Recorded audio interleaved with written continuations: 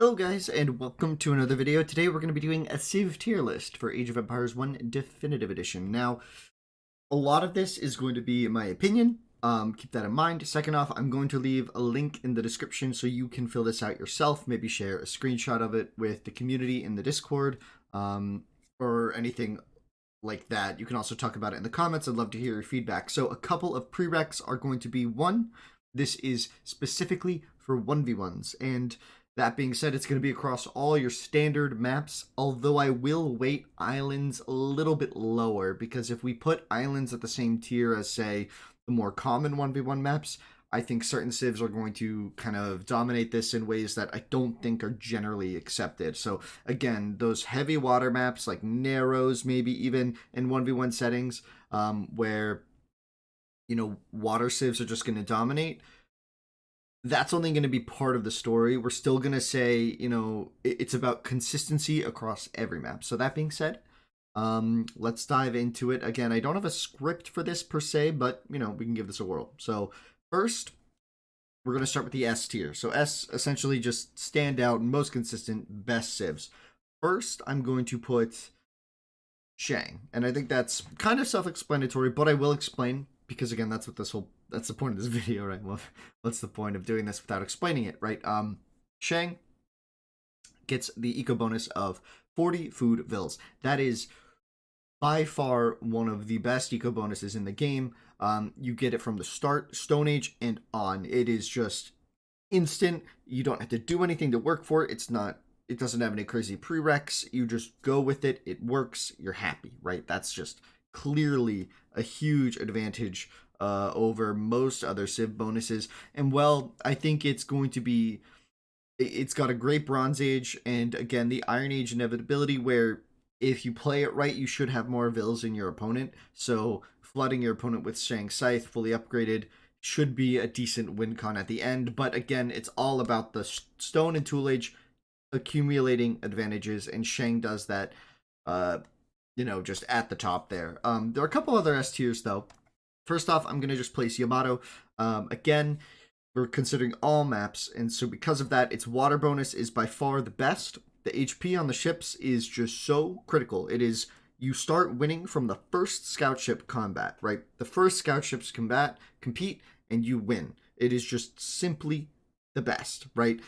You accumulate the advantage over time. So assuming equal build orders between yourself and your opponent, you have more you eventually will have more ships. Now, there are other options on water maps, right, where, Hittite can situationally outrange, or Minnow can outmass, and that can have an impact in water effectiveness, but Yamato's bonus still holds, right? HP is HP. It's the only direct power upgrade on the water other than the Carth fire galley damage output, right? Whereas, Hittite's, it's not really direct, so it can be misplayed.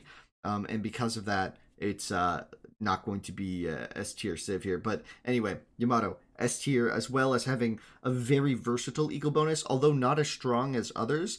Yamato's eco bonus also affects the villager defensiveness, so they're able to run away from early tool rushes a little bit easier, move away from that, have a better time. It's all part of their kind of grand scheme, if you will, and it just works super well. They also gear into cavalry very, very well. They have a clear, distinct unit choice to go for in the Bronze Age, and that's something that I think stands out against other civs, is that Yamato, once in the Bronze Age, especially in 1v1s where cavalry dominate 1v1s, it's one of those units where it's one of those situations where Yamato, once it gets to Bronze Age, it has a clear identity and it knows how to do it, and it can do it at an exceptional level, right? So I think because of that, it's an S tier Civ.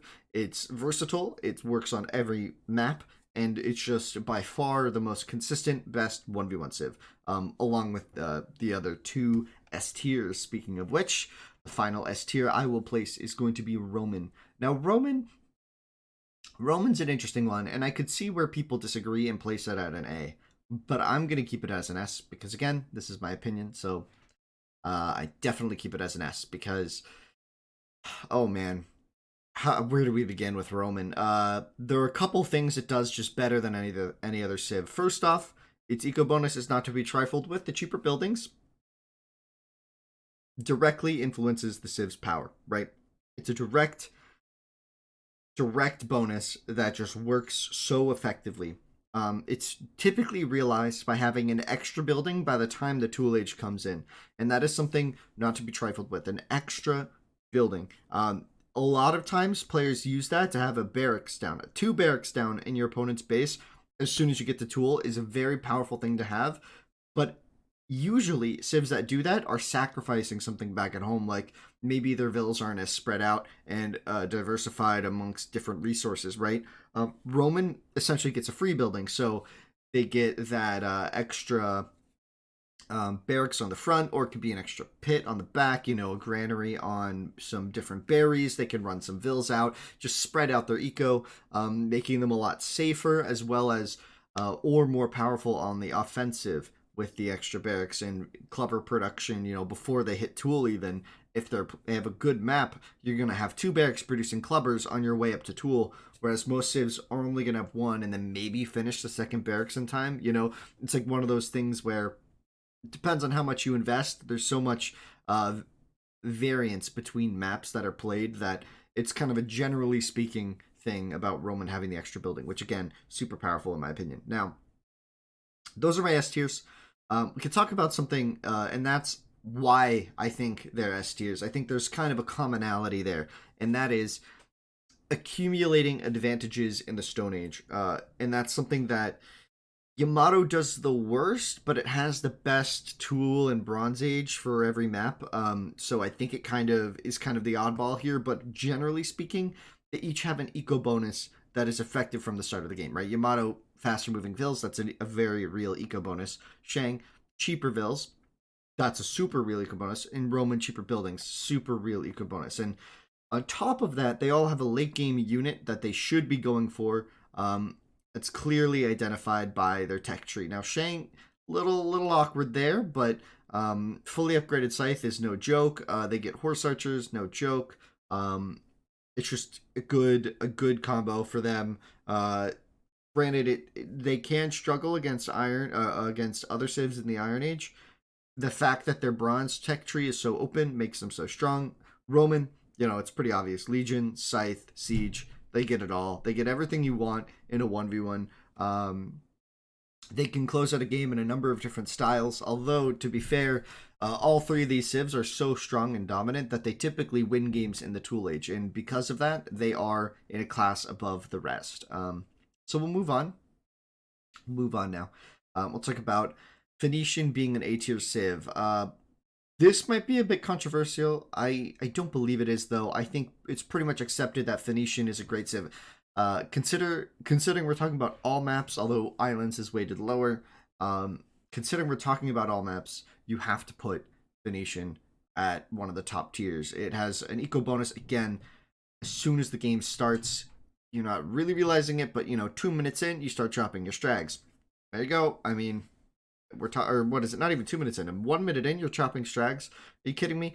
Like, that's when they start having an eco bonus that has an impact on how the game will play out. And for that reason, they can win games. They can win games purely because they get a pit up a little bit sooner. Their rush is a little bit quicker. Their damage comes in a little bit sooner. Their dock is up faster. They get more ships out. It's one of those things where it's super versatile, and because of that consistent high-level versatility, it is an A-tier civ. It's not belonging of the S tier. I think matched up against any one of these S tier civs in a 1v1 on, say, Conti or Hill Country or Highland, for example, Oasis, all these 3 civs are just going to dominate, right? No doubt about it. Now, the next civ that I would place, this is where it does definitely get tough here, and this is one where I'm not sure how much people are going to agree with me here. And I'm still not perfectly set on Mace being an A-tier civ, but I will say it for this reason. Its eco bonus is underrated and undervalued by many, and I'm going to explain it here. With the extra 2 vision, you alleviate map generation and finding resources, essentially. It's just so much easier. And that's effective in a couple of ways. First off, you see fish deeper into the water, so deep sea fish spotting is better. So you get better dock placement, which is critical. That's just so good. It's just so good, right? And on top of that, you find more Ellies, you find berries, you find your hunt faster so you can push or pull them depending on what type it is. You can pull it better. Your forward vills are less likely to be spotted, so your rush is a little bit stronger. Your axers, clubbers, and your clubbers, axers, scouts, etc. all find things quicker. They chase enemy vills better. You don't run into double lions with this civ. It's just like there are so many things about Mace that are good that it definitely is deserving an A tier. And that's just talking about the Tool Age. Let's not even get into their ridiculous Iron Age, right? First off, their Bronze Age, though. The Hoplites, just a couple of those. It's a unit which has so few counters that the only way to counter is by making Hoplites yourself. And because of that, in the Bronze Age, Mace kind of has this impact where it forces your opponent into a box, right? Your opponent's only real way to compete with this is to do that. And for a lot of other top tier civs, Mace forces them to do what they don't want to do, right? Like, for example, Yamato, they get hoplites. All these civs get hoplites up here, right? But do you want to make hoplites as Yamato? No, you're forced to when there's a mace, though. So it's kind of like one of those, if the Bronze Age comes about, there's kind of this, inevitability, and because of that, you're forcing your opponent to react to something that other civs just do not have that reaction to. Like, a lot of civs can just keep doing whatever unit they want. They just spam their unit, but against mace, that just doesn't work. You can't do melee units. You can't do ranged units. You can't do priests. You have to make hoplites to be mace hoplites. Granted, you can, like, in some skill-based ways, you can outplay them, but I don't think that's necessarily fair to talk about, because I'm thinking of, an even matchup, a competitive 1v1 situation. Mace is definitely a dominant civ in the Bronze and Iron Age in ways that other civs are not. So for that reason, it's an A tier. But its eco bonus is not as powerful, so it's a little bit strange how to place that. And I believe our final A tier civ is going to be Persian. Now, this one is strange. Persian is a great 1v1 civ, but it is map dependent. And because of that, it swings, in my opinion, between S and B. It's a low S, or it's a mid to high S at best, but like a low B at worst. I think if you get any sort of bugged hunt, if you don't get elephants, if you get like a smaller gazelle patch and you just mess it up, if a lion exists, I guess you can do restarts, but I mean, come on, guys, like, it's about consistency, and if Persian isn't consistently great, how can it be an S? I mean, I would love to put it as an S, but because it swings as low as like a low B, it simply cannot be considered S. Although I will agree, it averages out to an A. It's a great civ. That hunt bonus is so good. It's just too situational, so it's not across all maps like the Shang or Roman bonuses, right? And there are some maps with less hunt than others. There's some maps where the hunt is far away, like Conti, for example, where Persian just, you don't get the hunt. You don't get the hunt. So in a 1v1, what do? I call it the lottery civ on stream. And, it's just like that, right? So next, again, I don't have a script for this, so I have an idea of how I want to do this. I've recorded this before, but I didn't like the recording, so I'm thinking about it now. And my answer is going to be that the next civs to place are the B tiers. Minnow. It's going to go as a B. And that is because Minnow, it can do so much, but it also struggles. Its ideal army composition includes composite bowmen, which is too slow. So oftentimes Minnow is forced to go some sort of cav unit to kind of alleviate that early issue in 1v1s. Otherwise, they're playing risky and trying to play greedy and hope that they go unpunished. The thing is, that's not a guaranteed outcome. That's not a guaranteed thing. Minnow isn't guaranteed to be allowed to get away with that kind of situation.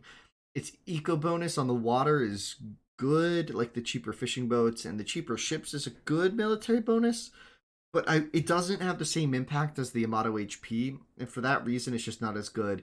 And also, Venetian kind of does that better, I want to say. Like, Venetian can spam just as many boats as Minnow, and isn't as reliant on copies to succeed. I know that sounds weird that you would say it like that, but also you got to consider the Iron Age. I mean, Minnow, in a 1v1, I could see it if people wanted to put Minnow as an A.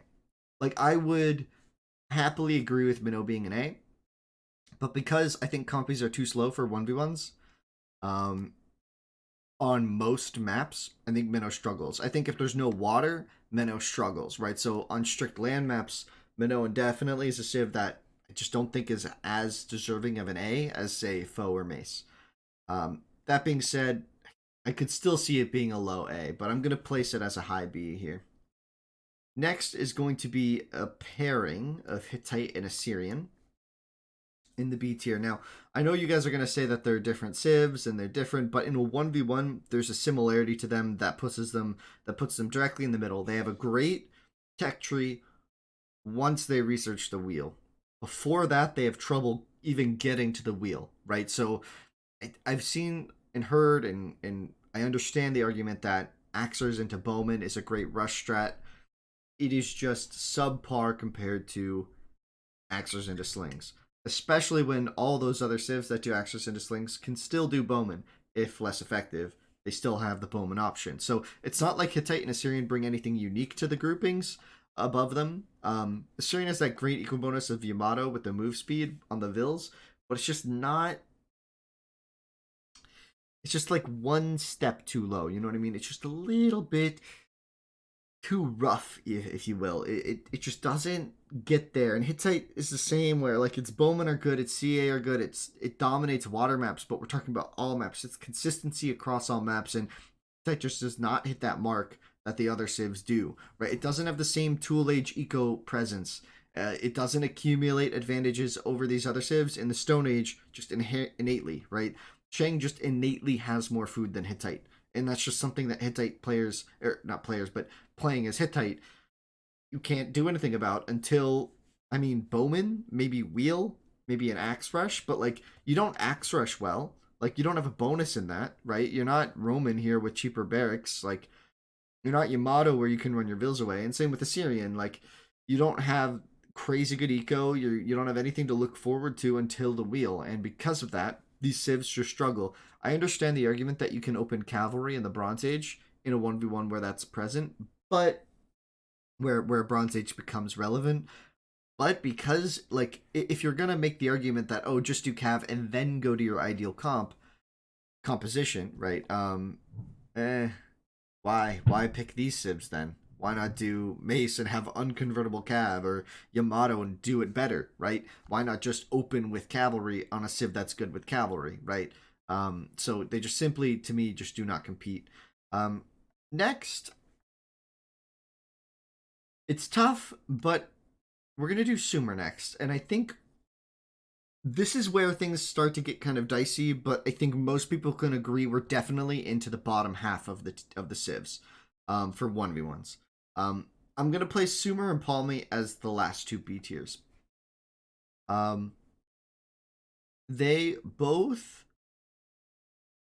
Sumer has this defensive bonus that's really powerful, and on pure land maps, Sumer's farming bonus is super strong.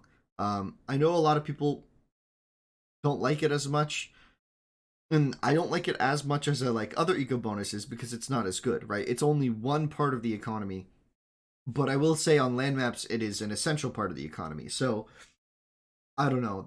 The problem with it is, well, it's really good at defending early on against rushes. The HP on villagers isn't enough to overcome, fully upgraded axers, like a flood of it. Like, you aren't immune to rushes. You have a little bit of a defensive edge early, but as soon as there's enough units, it's not like Sumer's suddenly gonna. It's not like Sumer has a way to get out of a rush, right? It's just not as. It's not a solution to the problem. It's just a little bit. It's like a band aid. Sumer has a band aid to rushes with the HP, and well, useful at stopping the bleeding. It's not going to heal the wound. It doesn't stop the rush, right? And Palmy is a bit like Persian, where kind of map dependent. It can go between an A and a C, and that's map dependent, like map generation dependent. So like on Conti or Highland or something, it needs a good food start Otherwise, they can really struggle to succeed in the tool age. They can get decent tool times, but it's rough. I mean, if you get to a walled off situation where you have like 8 farmers around your TC, then we're talking Palmy kind of becomes this A tier civ where their eco is second to none, because they're so effective with villager production. Like, they make vills at the same speed as everyone else. So if you can solve the food issue, your eco just becomes strictly 25% better, if a little bit more costly, right? So it's just not, it just not doesn't deserve the A tier civ, although situationally it is. Again, the Bronze Age, Palmy has a clear direction to go with camels, but camels don't. I almost want to say camels don't win games, but they do. They can, but it's just not as good. They're great at raiding, with the move speed.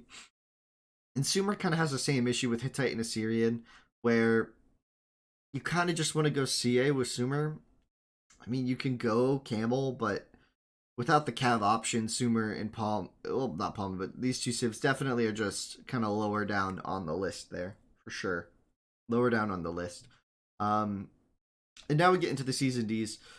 I think it's pretty clear. I'm just going to place them as we go. So Chosen is a C tier civ. It used to be a D tier civ in 1v1s because it only had bonuses that affected the Iron Age, but they've kind of evened it out a bit by giving them an Axer HP bonus.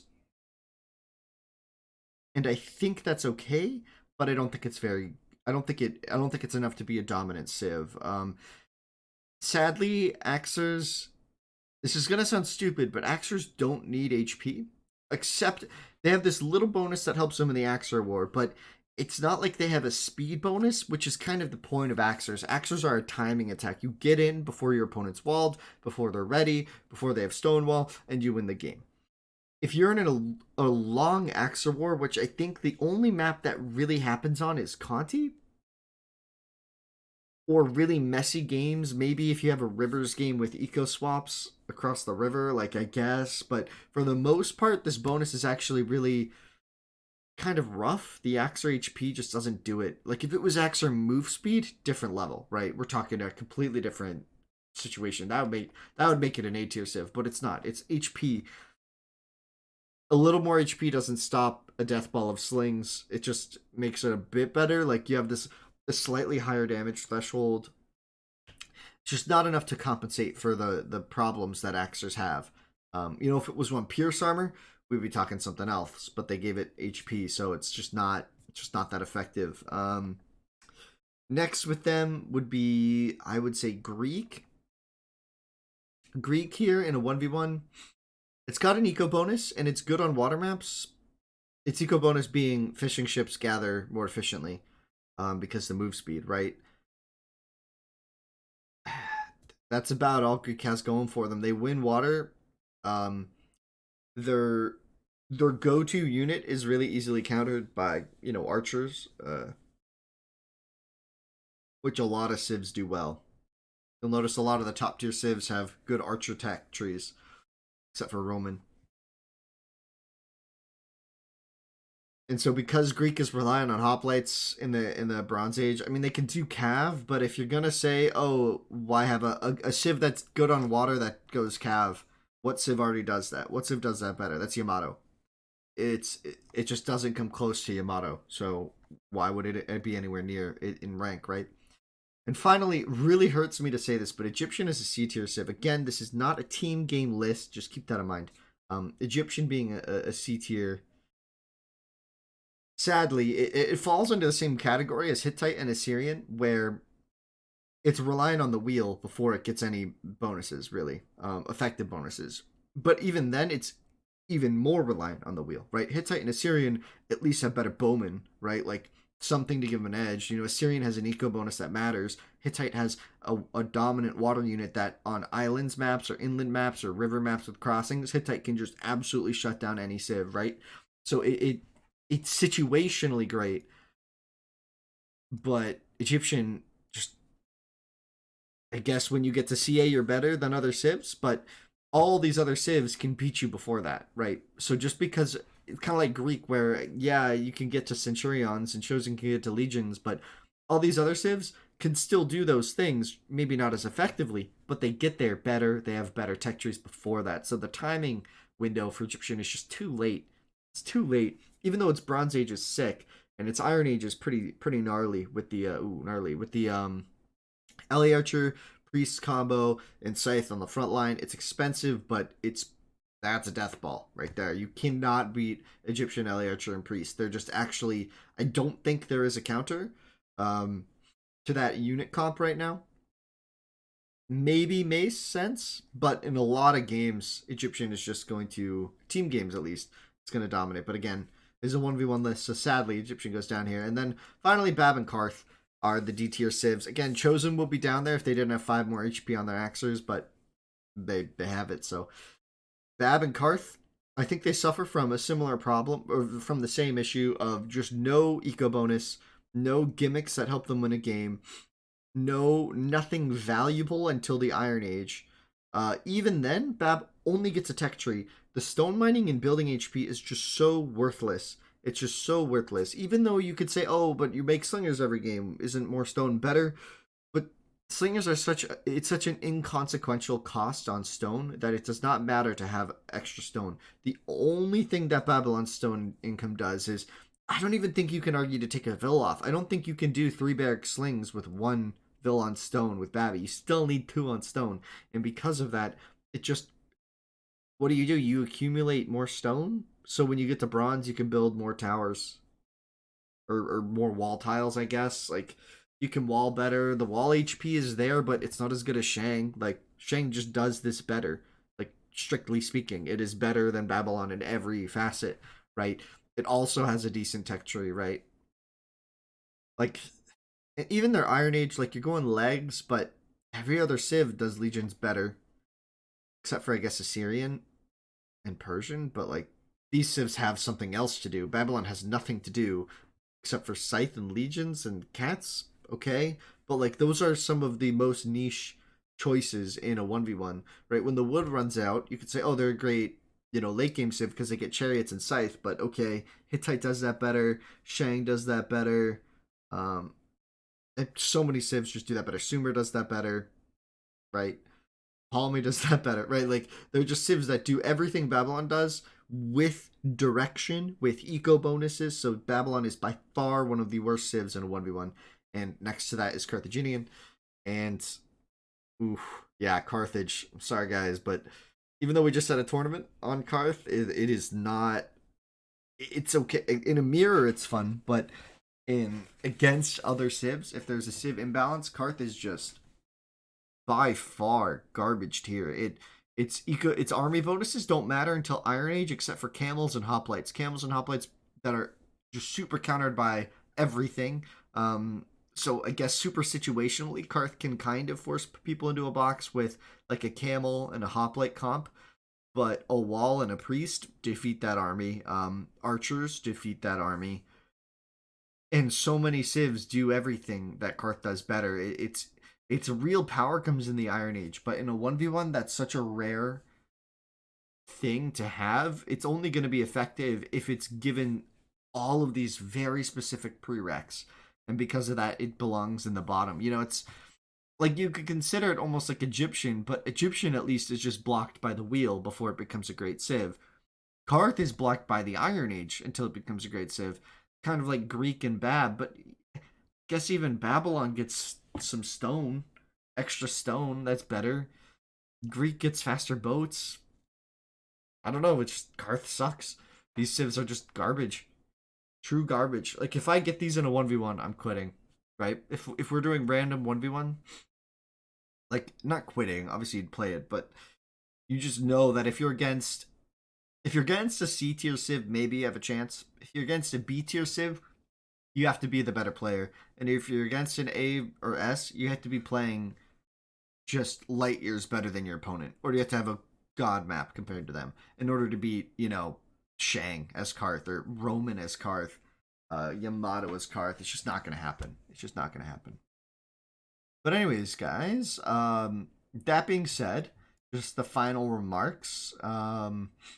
If we were going to try and order these within their tiers, I don't know if that's A, possible, or B, valuable to do. I think looking at the top here with the S tier, definitely hard to juggle these around. I think they're all so consistent across all maps that I guess it like situationally one can be better than the other. Like on water maps, Yamato might be the best S tier, but on water maps, Roman can still do well. Shang can still do well. Um, Not as good as Yamato on water situations, but on a lot of those water maps, Roman and Shang can still just dominate before boats even come into play because they're that strong. Next would be this list here. I could again argue Minnow going up to A, but we won't. It's a high B.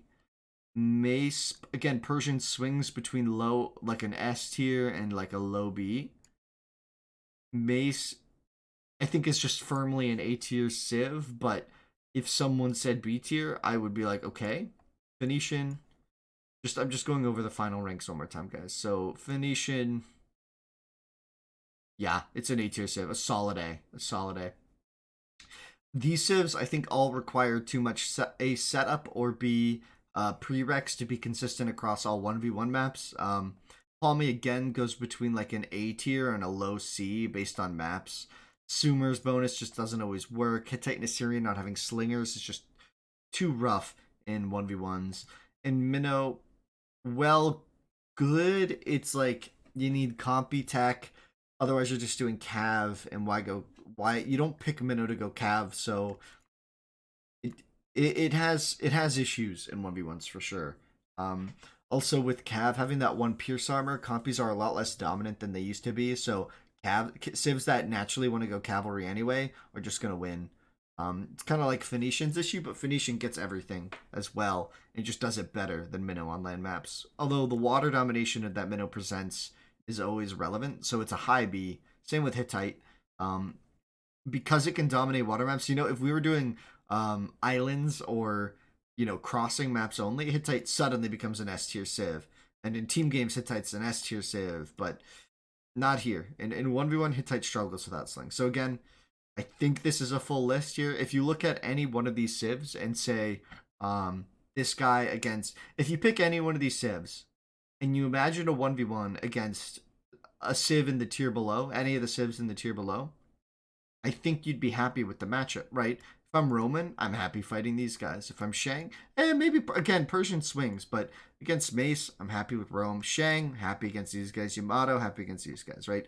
Foe, yeah, it's tough, but you can win these against these guys. Mace, you can win against these guys. Persian, again, it swings, but you could win against these guys. And same if you just continue that pattern, right? Cho just beats out Bab and Karth. I mean, everyone beats Bab and Karth. Doesn't matter. These are the these civs really, it bothers me how weak they are in comparison, but that's just me. Anyway, guys, I'm gonna leave a link again in the description. So feel free to click on that, do it, fill it out. I think I'll be able to view the community rank because I made this tier list. So I'll be able to see what you guys vote for, which I'm actually quite excited to see. I want to see what you guys think. So again, this is on Tier Maker. It's pretty simple. You just drag it in. And also, if you have any comments about the 1v1 situation, feel free to comment below, or we can start a lively debate in the Discord at any time. Again, tune in to the stream at twitch.tv/Winston's Waffles if you want to see live content. But other than that, let me know what you guys think, and adios.